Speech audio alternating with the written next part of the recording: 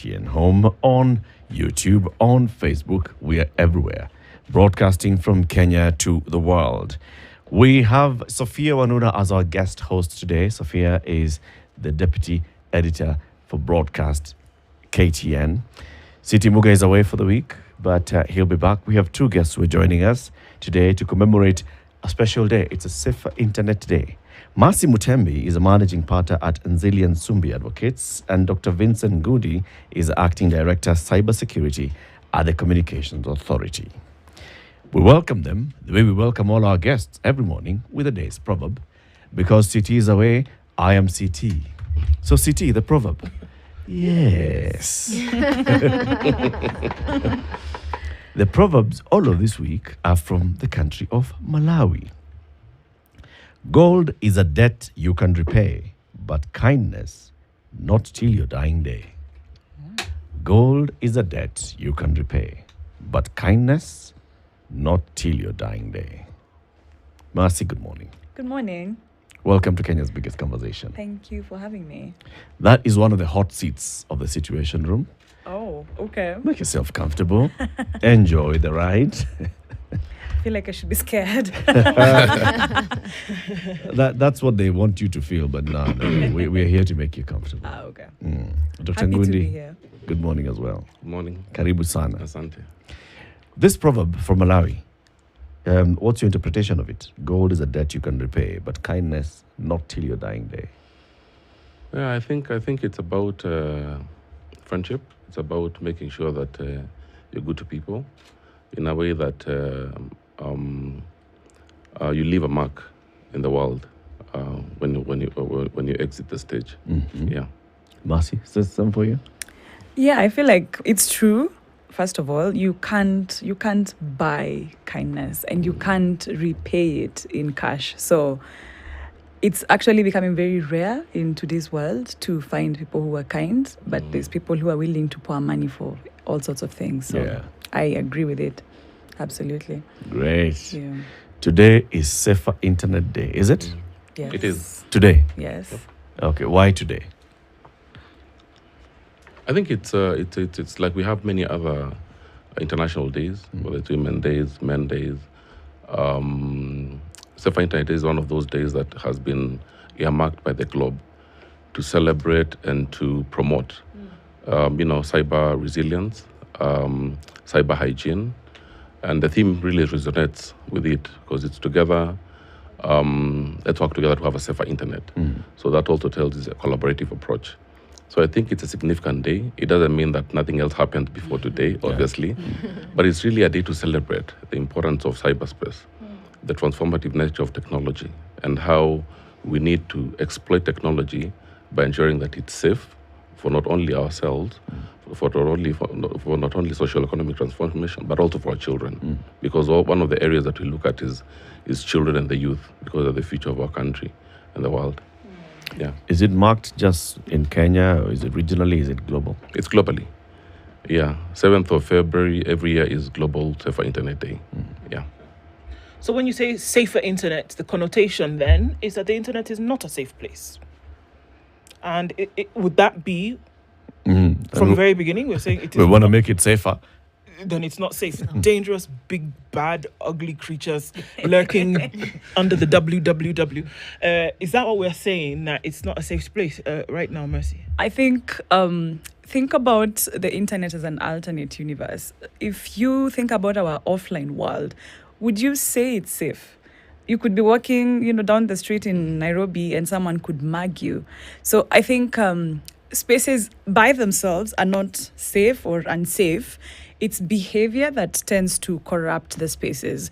So I think with the internet, what has become is that it has the potential of changing your life in such glorious ways, very positive ways, but also has the potential to ruin your life. So then the connotation is not that it's already an unsafe place, it's that there are bad actors in that space. So there are some things you need to do to make sure that your experience is a safe experience online. That, I think, is the reason behind calling it a safe internet, kind of campaign. Yeah. And I wonder, Daktari, for you, whether there are any worrying trends as especially in the context of Yeah. Kenya, Kenya, yeah. as we mark this day? Yeah. So one of the roles of the communications authority is to monitor the cyber threats globally, on the global internet, on the cyber threats that target the country. Over the past couple of months, we've detected over 500 million attacks that have targeted the country. We've issued over 6 million advisories. So what happens is that once we detect attacks, we analyze them, our team analyzes it and comes up with advisories, which is really, this is what you're saying, this is what you need to do, and this is what we recommend as possible interventions. So we've seen that. But just going to a little bit granular, some of the things that we have seen, and they're occasioned by COVID, is on one hand, we've seen an increase in web-based attacks. And the reason behind this is because most people went cloud during the COVID time, and most organizations have realized that it's not really a bad thing to go cloud.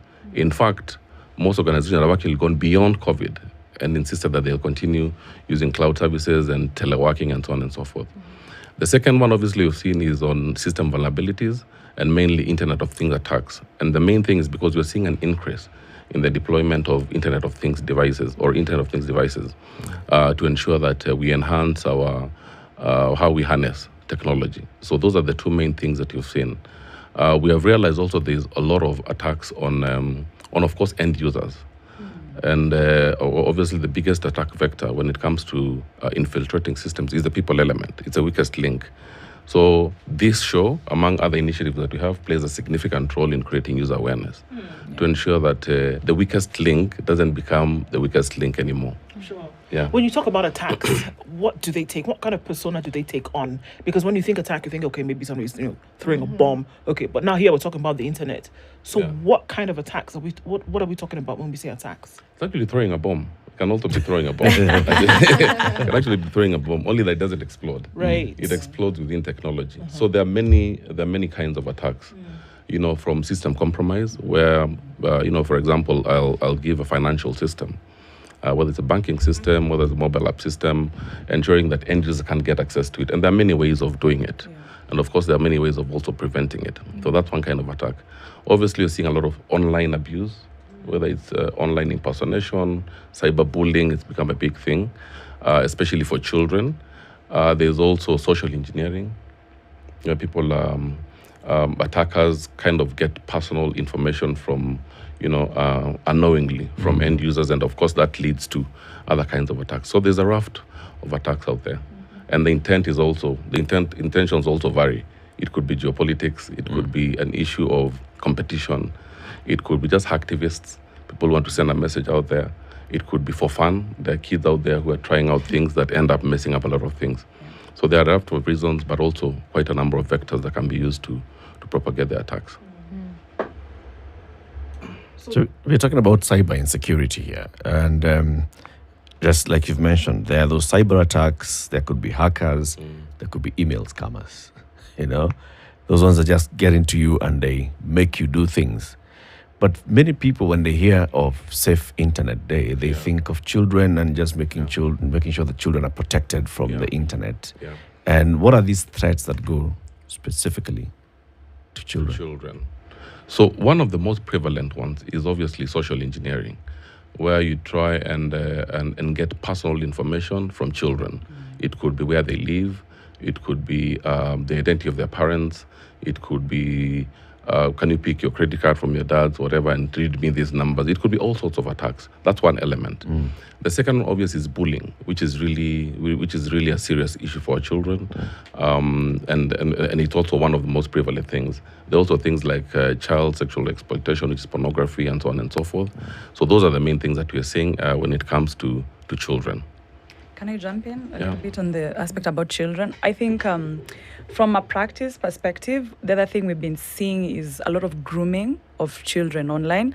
So this is what grooming is getting children to trust you online. So it starts with DMs, very innocent DMs. You look really nice in this picture. I really liked your post about this. So they have this long game plan where they build trust with children over time, and the children begin to trust them. And this could even be with teenagers as well. And then, of course, if you've been chatting with someone for like 3 years, there's no reason to doubt that they would want to harm you, especially if they keep encouraging you, focus in school and, respect your parents. And then just like that, children find themselves in very inappropriate relationships, which they themselves are not aware that this is an inappropriate relationship. If you really think about it, even from a sexual perspective, you can't talk about consent with underage children. So if your child is online and they're now posting pictures because they've been texting with this person and they trust this person and they're sending intimate photos of themselves, they've been groomed and they don't know how to explicate themselves from that situation. And parents, I wonder, when talking about children, is there more that they could do, or are many of them, from your experience, ignorant, or just like, okay, they have their tablet, they're busy, and I can get to work, I can get to live my life, and they have their time managed by this gadget. And I know what they're doing because I constantly, check what they're looking at. Yeah. I think with parents, first of all, it depends on what age the parents. I feel like if they're my age, I think we millennials have a very particular problem, is that we are very excitable about technology. So this is when we are really into the Instagrams and into the Twitters, and we really want to post our lives. So half of it is that we are a threat to our children because we are oversharing their details. And you'll be like, no, I'll never say where my child goes to school, but you post the school uniform, right? And you'll say, oh, I just came from drop off, and the drop off, everyone can see what path you're on. So you're already putting your children at risk. But at the same time, we're not investing in educating ourselves on the kind of phishing attacks out there, even on Instagram or even on WhatsApp. You're not educating yourself. So we really want to be beneficiaries of technology, but we don't want to learn it. We want our children, for example, to be on TikTok and to partake of what it brings, but we don't even understand how algorithms work and what kind of filters our children should put on their phones. And then there's the generation that's a bit older that doesn't quite understand. So then the common theme here is parents have to know first. They have to really invest in educating themselves so that they can help the children. The monitoring dynamic doesn't always work because when children realize you're monitoring everything they do, they become smarter than you, and you lose access to them, very, very quickly. So it can't be monitoring. It has to be more about education, which starts with you, and then you transfer it down to the child and explain to them why the kind of safety measures you're taking are the way they are. I agree with Mercy, actually, and I think children might end up being, or the youth for that matter, might end up being our saving grace. Because at times you find situations where the adults need the children more than the children need the adults, especially when it comes to technology. But we've taken a different approach. We need to take an innovative approach to this. We need to look at the ecosystem, the ecosystem surrounding children. So there's the children themselves, obviously, and then we have parents, guardians, we have the faith-based organizations, we have the teachers, and so on and so forth. So we need to have an awareness program that targets that ecosystem, so that we have programs for the children themselves, we have programs for adults, guardians, for example, and parents. We have programs for faith-based organizations, because and you mentioned trust. I mean, we all trust our pastors, our priests, and so on and so forth. If you hear something from them, then that's bound to have a significant impact on that child, isn't it? Or on that person, whether it's a child or an adult. So it's about looking at strategic interventions that will make sure that we have broad-based awareness across the ecosystem. Making the internet a more dangerous place is perpetuated by people. Absolutely. It's not robots. It's not some extraterrestrial being. It's people. So what does the surveillance currently look like to bring some of these people to book? Internet jail. I mean, what? Because I think that's just as important. We seem to be dealing with making it safer in terms of what we can do because there's this threat. However, what about what mechanisms are in place to then make sure that those who are actually working on these things can actually know that there's an eye on them? Actually, I actually wish you had an internet jail where you can, drag and drop somebody into that jail. But and this is based on the globe, best practice. Cybersecurity is not a one-man show. It's a collaborative approach. And what the Kenyan government has done is we enacted in 2018, had some issues, and it was reenacted on 2022, the Computer Misuse and Cybercrimes Act, which really entrenches a multi-agency, multi-stakeholder approach to the management of cybercrime. So one of the things that act has done is to set up what you call the National Computer and Cybercrimes Coordination Committee. which brings together key government stakeholders, organizations, from the military to the intelligence to the police, which is mainly the DCI, to Communications Authority, the Central Bank. We have the DPP, Office of the Director of Public Prosecutions. We have the Attorney General's Office, among other actors in law, to make sure that that committee has reads from the same script. So one of the roles of that committee is to advise government on the interventions that are needed to be able to ensure that we have enhanced cyber resilience as a country. And obviously, the number of programs that are being rolled out, the role of Communications Authority in monitoring cyberspace is one of them.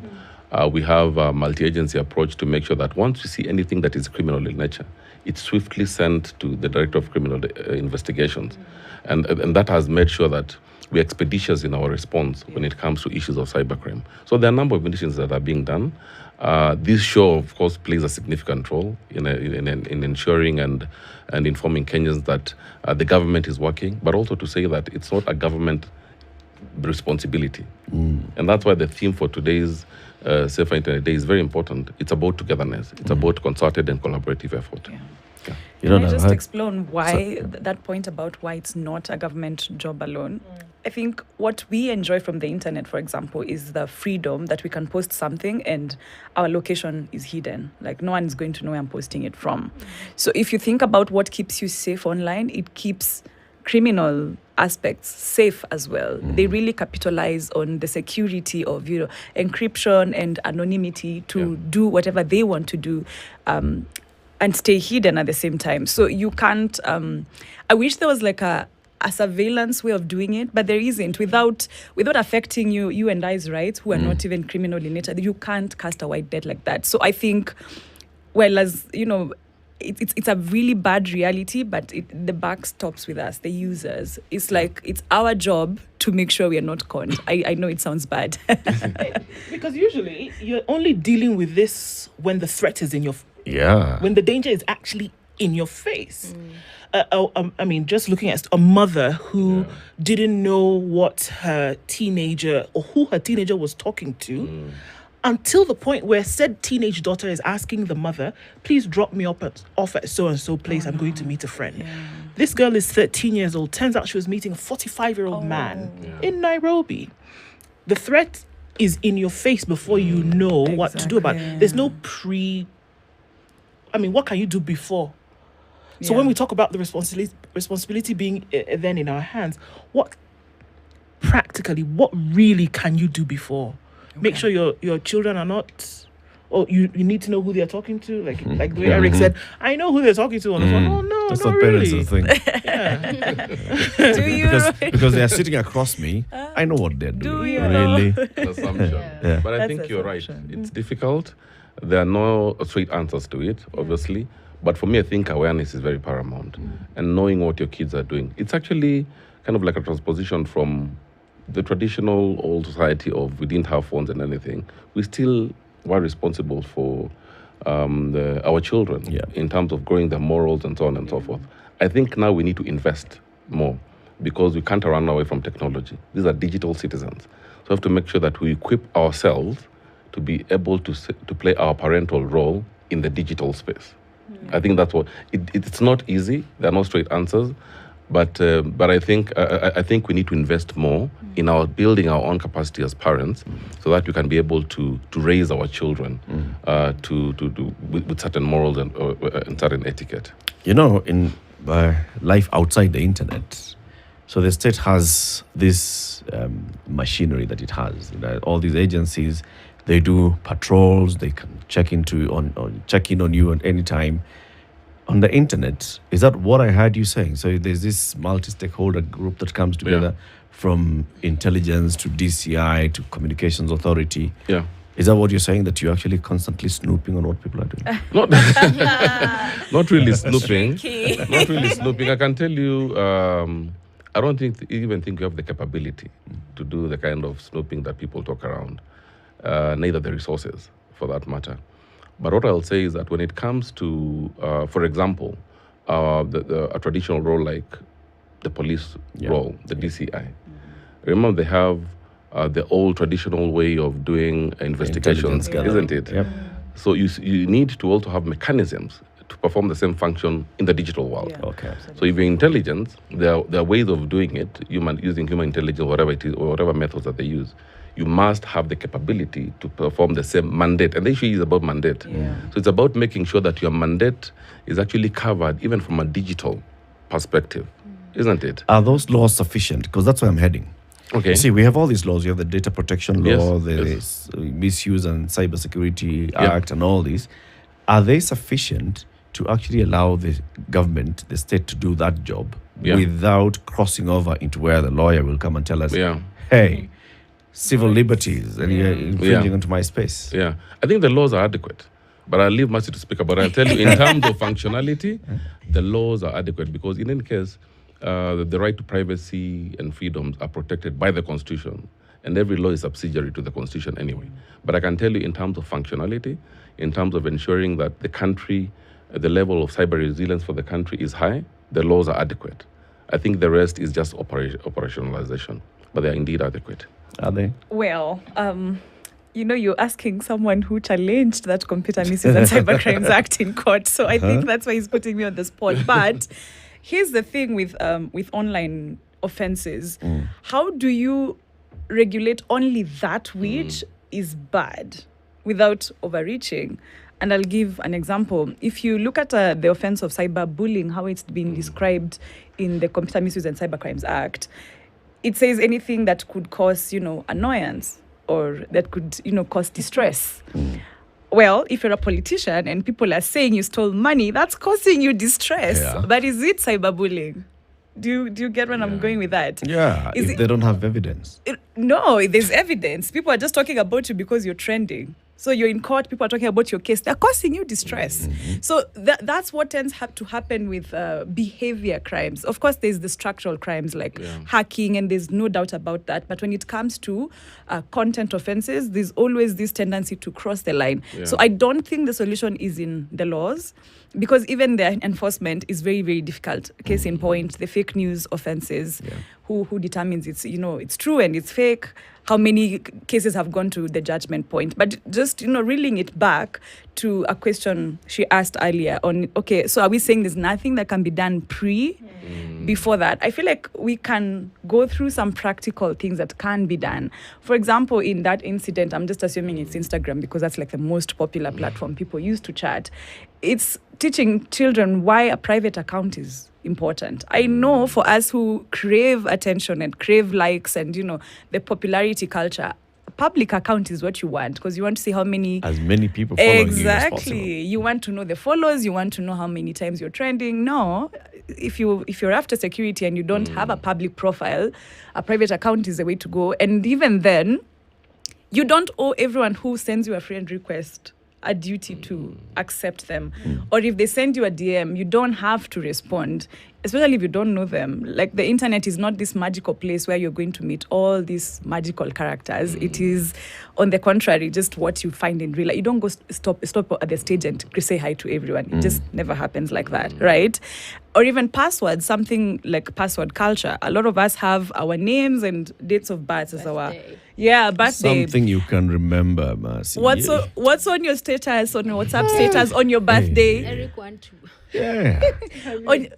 on your birthday, I have so you're many there things to posing. remember, Mercy. A password should not be one of them. Get a password manager, right? Get a password manager Who's from... that?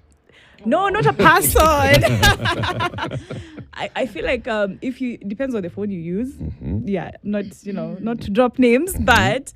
There are some phones that come with a password manager where you have a password to the password manager. So if it's not you, no one else can access your password. But you don't have to remember all your passwords. They just need to be secure. Right. Because what's going to happen? And that password manager is on the internet. It's not a person though. Yeah, whatever. Yeah. Right, but it's in that space. Yeah. Yeah. It's in that same space. It's think about it as a directory of your passwords that is secured with your own password. Yeah, and then change it up once in a while, because the birthday problem, let me tell you, on your birthday you're going to be there on your WhatsApp stories. Say hi to me on my birthday, and everyone's going to know your password just like that, right? So it's Do you know how many things. times we have to remember and keep changing passwords? Hey, anyway, I think there are let's also other technologies. let's take a break, Dr. Okay, Ari. right. Okay. Right, it's time for a Minute Maid break. Ndu, please serve them some juice. It's under the table. However, Yeah. look, take a Minute Maid break. Sometimes you think about, because I'm thinking about all of this internet thing and I'm sweating because I think, oh my goodness, the thing that can help us actually can be of anyway. Take a Minute Maid break in all the fantastic flavors that it has to offer. A minute with Minute Maid, declutter and have an moment. Indeed. Dr. Vincent Ngundi is the Acting Director of Cybersecurity at the Communications Authority, and Mercy Mutemi is the Managing Partner at Nzili and Sumbi Advocates. They're here this morning because it's Safer Internet Day. We are talking about how to make the internet a safer place to be. We'll be back shortly. Good morning. This is the Situation Room, the only way to start your day. If you go out of this country and come back the same person, then you have a problem. Buy land, 1 million. Put it there for 5 years. What's the purpose? It'll have increased in value. No, that's the thing. That's darkness. That's an eclipse. You don't do that. I hope you don't believe that a hustler is a poor person or that all hustlers are poor. I've seen that conversation. Tell us, who is a That- hustler? So who's a hustler? Hustler is a person who is making a living through hard work. Corruption in Kenya is a political accusation. Here's the secret to tasty meals every day. Salit, a triple refined vegetable oil for fresh, crispy food. Salit oil is cholesterol free. Salit, Siri ndio hiyo. The Skin Therapy Show is back. It's bigger, it's better, and it's more informative than ever. There is no product that has been generated till today that can actually change your skin tone. Skin is just a mirror for what you have inside. So you need to drink water, eat fruit, eat vegetable rich by fiber and rich by the water. Black and white when it comes to skin bleaching. I mean, God gave you the skin color that you have. It doesn't matter what your skin tone is. You're beautiful, you're wonderful, and you can be the best that you can be. We'll be giving you tips about how you can achieve that perfect glowing skin that you've always wanted. You will be educated, you'll be informed, and you will be inspired. Catch the Skin Therapy Show every Sunday at 4:30 p.m. with myself, your host, Joey Mutengi, right here on KTN Home.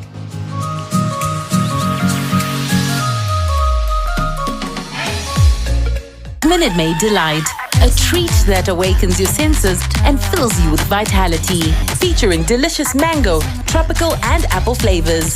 Minute Maid, filled with life. Mtu wako real na ni Prince of Peace. Ukidai naeza kulink up. Amenipatia peace na your harmony. Ukidai naeza kulink up.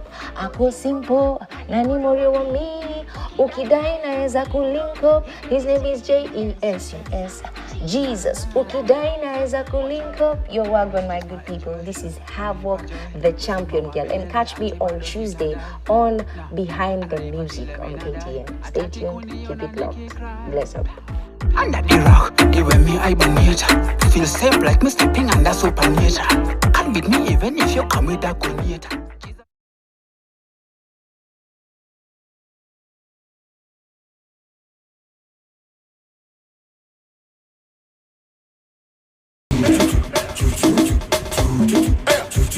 Amplify.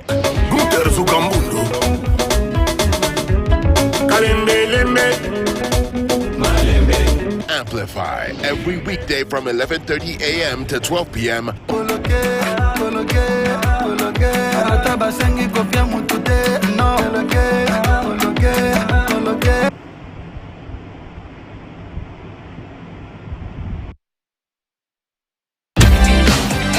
Mornings done right. All right. 94.4 Spice FM. To 9. Our guests this morning, starting with our guest host, Sophia Wanuna, and then the Acting Director, Cybersecurity at Communications Authority, Dr. Vincent Ngundi, and Mercy Mutemi, Managing Partner at Nzili and Sumbi Advocates. We are talking about safer internet.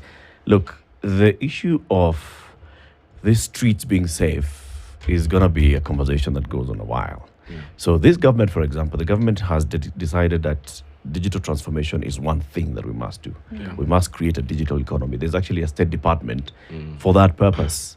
We have all these laws in place, but we have seen what's happening. It's moving into more high-tech kind of theft and attacks online. We have heard cases, we've seen cases of people being arrested, crossing over borders because of what they've done, in basically just stealing millions of shillings from local banks. We have seen Kenyans who are very enterprising and who are very well knowledgeable being jailed abroad because of same thing, cybercrime. And so it's a big threat. Are we really prepared here to deal with this level of cyber criminals? Yeah, the president obviously is the biggest champion of digital transformation, which is a good thing for any economy. And of course, there are also timelines for the digitization of the 5,000 public services. But that comes, it's a process. So among the things that is being done by government is to do a gap analysis of our capabilities. Where are we as a country, and where do we need to be, or what do we need to do to make sure that the digital transformation agenda is laid on a secure digital platform. I think that's where we're coming from. And so, as I said, it's a process. We're working with all stakeholders because remember, majority of cyberspace, the infrastructure, is run by the private sector, obviously. And that's why I'm saying, so we're taking a collaborative approach. We're trying to understand our capabilities as a country, so as government, as a private sector, among other stakeholders. And that will inform how we roll out the digitization of public services. Dr. Ngudi, you see the scare here, though, is that everything goes online. Being spearheaded by government. And then the private sector is supposed to follow suit. So all my information, from my date of birth to my DNA to all the properties I own, every place I've worked, everywhere I've lived, where I'm moving to and from, all this is somewhere being held by government, and the private sector is also feeding information into this. Now, it just takes one attack for someone to know, Sophia, Everything. I have all your information. I can actually impersonate Sophia and take everything she owns, including her identity. Or you can go through a truck to the Citizen Services Department and carry all the files, and you'll still have the same information. Yes. Obviously, it's easier when it's when it's online. Obviously, it's easier when it's online. What I can tell you is that there is no system that is foolproof. So what you're raising is a global concern. Even the most advanced economies grapple with the same things. And I can tell you, if you do a simple search of cyber attacks in developing economies, you'll be shocked. But is the initiative of digital transformation important? It is, because it's about bringing services closer to people. So whether it's, the example I give is that if you digitize a service, for example, it will bring a service from an average of 5 to 10 kilometers, which is where your next government office is, to 0 kilometers, bring it to the people. What does that do? It brings socioeconomic transformation, ease of access to services, efficiency, effectiveness in delivery, both in the private and public sector. So I think the motivation should be the impact to the economy. Then we work backwards and ask ourselves, what do we need to do? Remember, why do we invest in securing our borders? Is to make sure that we are globally competitive, because people will only invest in a safe environment. I think we need to transform that and move it to also the digital economy, to make sure that let's not be afraid. Is it a good thing? Yes. What needs to be done? Let's build the capabilities to make sure that we do it in a way that transforms and helps Kenyans. Which is where my concern is, and that's why I'm asking this question. I'm asking whether our institutions are actually building that capability to make sure that we are kept safe. Absolutely. The Communications Authority, do we have the proper laws? Do you have sufficient resources to do the job? I'll speak on behalf of Communications Authority, only because I can't speak for any other government agency. I'm here representing the DG. So for us, we are doing everything we can within our abilities to make sure that we are ready. We've been doing it. We're not starting just now. We've been building capacity for the last 10 years when it comes to cyberspace. It's not something we've started now. And we continue building it because the world is dynamic out there. We have to keep building and making sure that we're up to standard. But as I say, this is a global issue that requires continuous and concerted effort.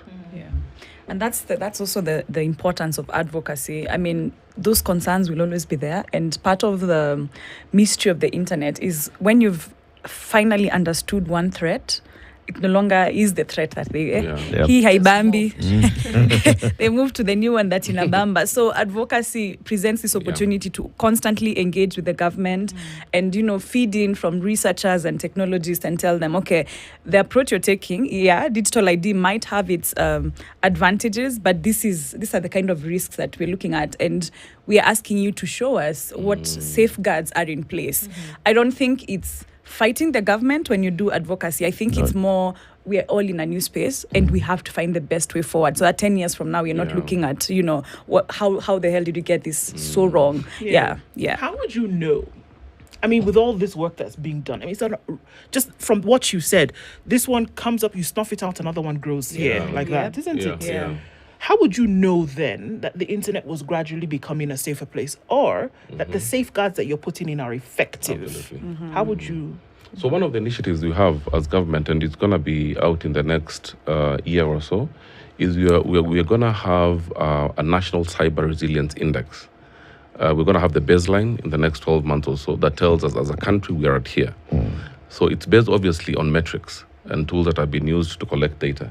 So we'll be doing them annually to see where we are and whether the interventions that we're putting in place are actually working. So that's a very important question. How do we measure the impact of what you're doing? And statistically, you use indices that help you to see whether you're making progress or not.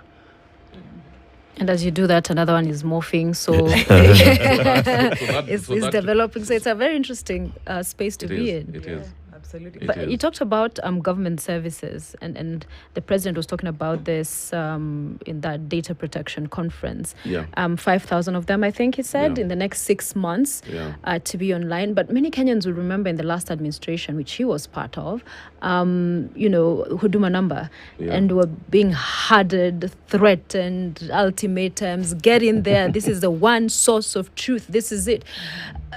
From what you said, I wonder, how did that backfire? Isn't that we didn't have the structures? Because it's not the first time we've heard about this one source of truth. It was there even before. We saw Huduma number coming in. Here we are again talking about all of this. And Eric has raised the issue that then you have all of this information. And the danger of then not having a foolproof system is that then we could really get ourselves into murky waters. All you need is a balloon straying into our airspace. Written Huduma.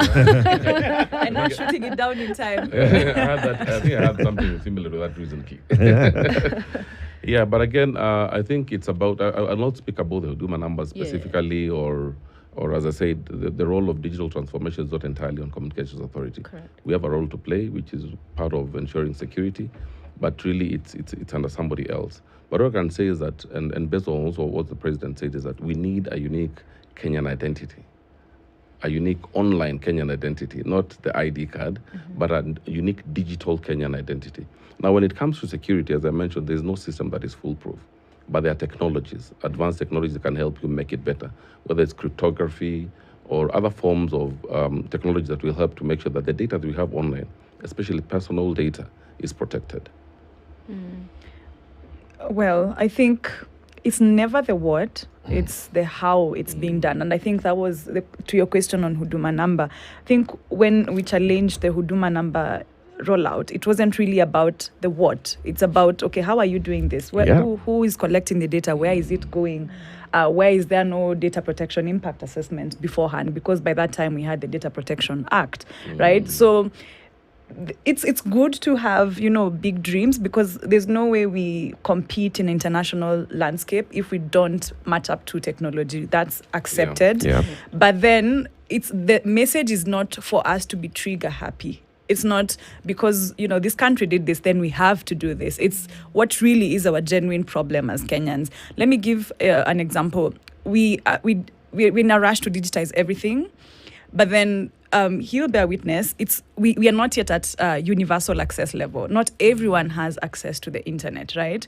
So while everything might be online, there's a whole aspect, you know, there's a whole demographic that could be locked out from government services just simply because where they come from, even getting basic technology, leave alone 4G and 3G, it's impossible to access that, right? So our unique problems call for unique solutions. If this is the Kenyan problem we're trying to solve, then we solve it, but in a wholesome way, so that we're not stepping on other people's rights. While, you know, in Nairobi, you're getting the best of the best, but someone comes from a very remote area, now the internet comes in and makes their life even more miserable because they can't even access anything at all, right? So it's always a balancing act, but at the same time, the how, we always have to investigate how things are being done. Yeah. Didn't the Communication Authority tell us ahead of the elections that we are pretty much fully covered? Yeah. Almost? Actually, the coverage is quite wide. The coverage for 3G is quite high across the country. Yeah. And obviously that advances and promotes e-commerce. And let me tell you, and I'm coming back to innovative ways of doing things. E-commerce is a big word globally. But how have we done it in Kenya? E-commerce is there because with technology, with the access to telephony services, forget about even the internet. You can call a border person and tell them, go to that shop, get me something and bring it back to my house. That's really e-commerce. That's e-commerce. It's absolutely e-commerce. So it's not about just, it's how we approach, you know, and that's why I like the Kenyan element, because we think outside the box at times. So that is e-commerce in itself. What has availed that? It's access to 2G or 3G technology across the country. The same with government services. Obviously, hand in hand with the digitization of services is the role of 100,000 kilometers of fiber. Exactly. What does that do? It makes sure that you bring the internet as close to everybody as possible. Because obviously you also need an element of broadband connectivity when it comes to some of these services. Yeah, absolutely. Then there's the threat of, because it's now a global village, businesses that are not operating in this jurisdiction, just getting access into the Kenyan market and scamming people.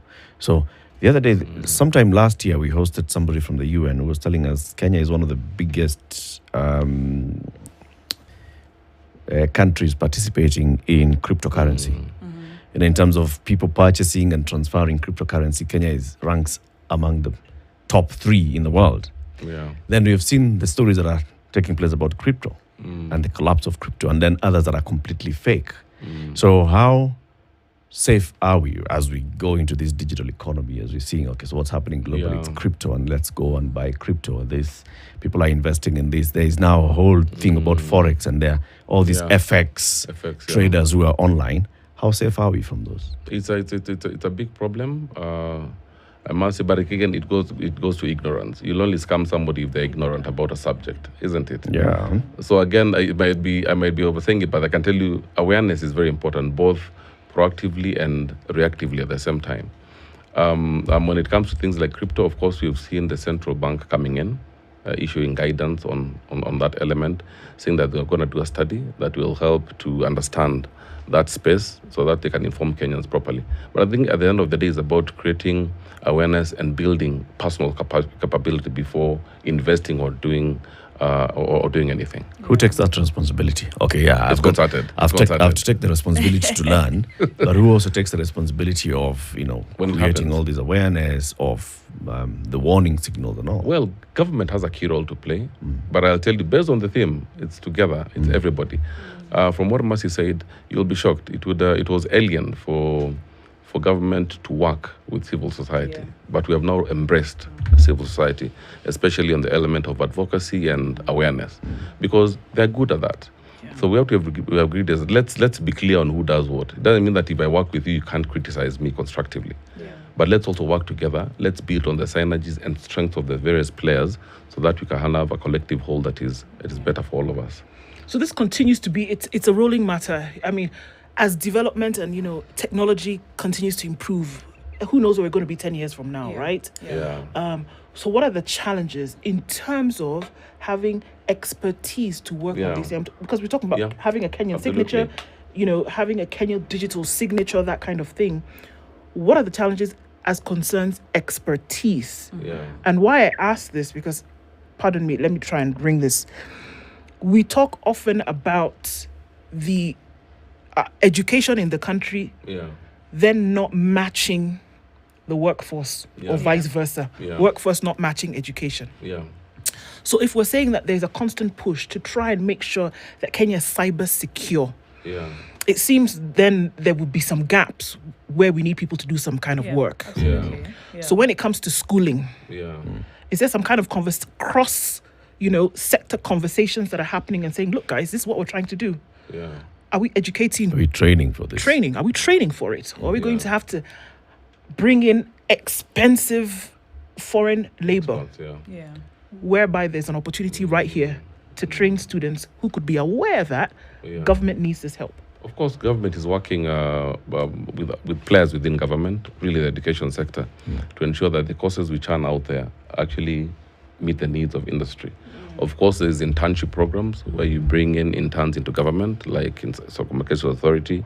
They come to learn on the job on what needs to happen. Then there's obviously continuous training while working, because as you said, it's really dynamic.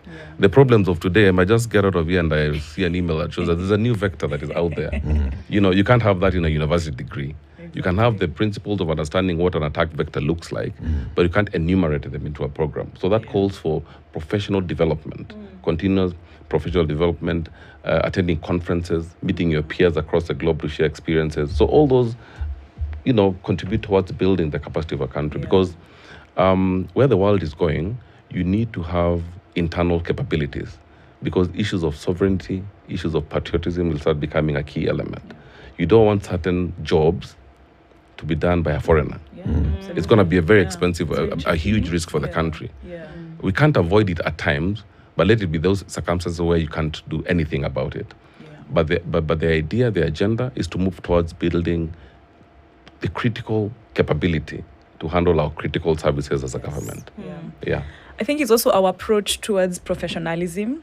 If you think about the employers themselves, a lot of the time the IT guy is not a high up management level person. They are the person who comes, my computer is not switching on, and what the internet the is only not thing working. you forgot to do is switch on the socket, right? so we've minimized their jobs to this menial not management but really administrative duties, and you forget that person actually understands how the network works. And if you don't treat them well enough, they could be the person that becomes, a negative factor in your company, because they understand the network. You just don't know that they understand your network. So there's also a message here for people to start prioritizing and investing in professionals. It's not that we don't have techies in Kenya. We have really, really good techies. And case in point, even when you report some of these offenses, sometimes they outsource the services of, external techies to come and help the government to understand these issues, but then we don't see it as a good profession. So then you don't prioritize it, and then you're in trouble. And we're seeing the same with data protection as well. Someone just wants nisainie tu form. You don't want to invest the time to actually do the impact assessment, to really understand what the Data Protection Act requires from you. Those shortcuts are really dangerous, and they can cost you.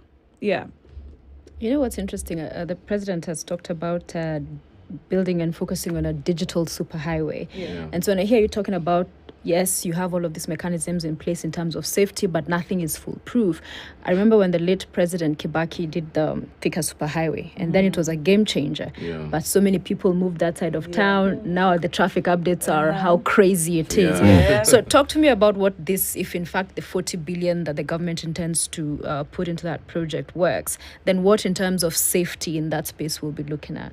I think what I'm looking out for in government plans is what really are your mitigation measures, and first to get an understanding that the implementer knows what the risk is.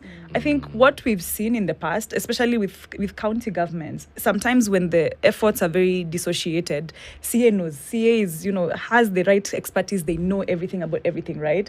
But you don't expect the level of expertise at CA to be the same at, a county government level. So when you're judging these initiatives, you have to always, is there an understanding of the risks? Right? And that's also what the Office of the Data Protection Commissioner asks. Like, do you understand the risks in the area you're operating in?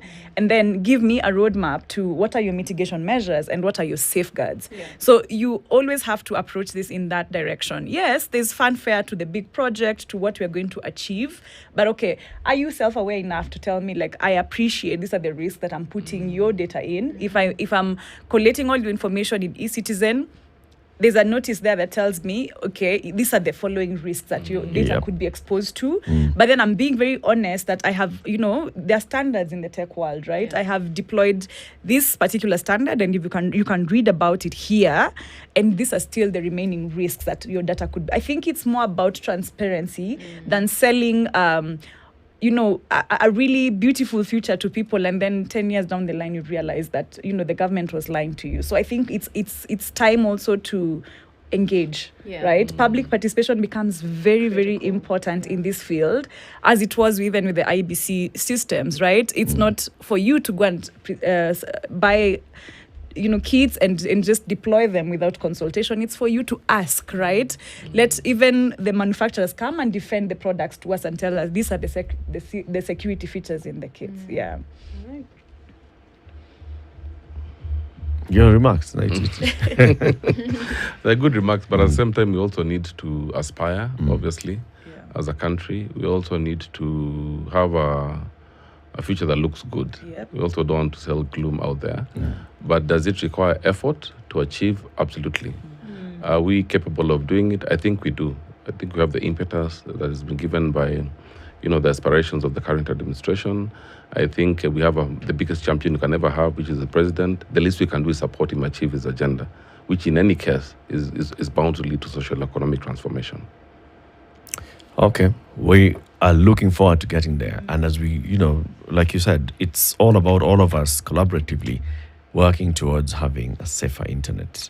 So it's getting our own information, making sure that we understand the best we can, and making sure that we are always careful as we consume information, as we post information onto the interwebs, to this www. Oversharing culture. The oversharing culture needs to stop.